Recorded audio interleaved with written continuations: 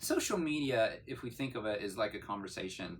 People use social media to talk to one another in a really natural way. So in other words, if we go onto social media and we look at what's on people's streams or their pages, what you'll see is a conversation back and forth about everyday life.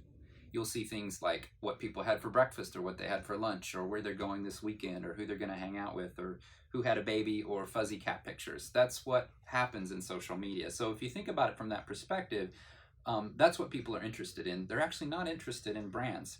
That said, there's still a place for marketing inside those conversations. We just can't act like traditional marketers because traditional marketers typically aren't really interested in having a conversation. What they're interested in doing is dominating the conversation. And so it's less about communication from a traditional marketing perspective and more about dissemination. Let's see how loud we can be. Let's see how much attention we can get. We'll make a funny, crazy, sexy, unusual ad and we'll get everybody to look at that.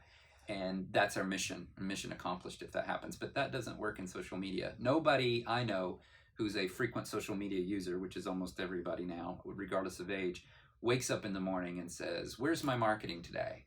I can't wait to see some ads in my social media feeds." That's not how people operate. Marketers want to think that way. They might kid themselves that that's what people want, but people's lives do not revolve around brands. We have to reconcile that fact. That said, people still shop and people still want to buy things and they're still engaged in heavy duty consumption.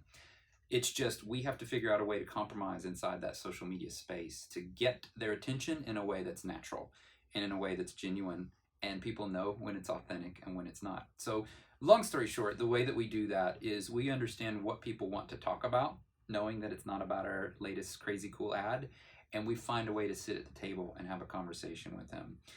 There's a lot behind that, and the workshop will unpack a lot of that. But a conversation involves two things. It involves a listener and a sender, and those two change positions. And so to sit down and listen to what consumers are saying, what they're talking about, what their family life is like, what their work life is like, that's something marketers aren't used to doing.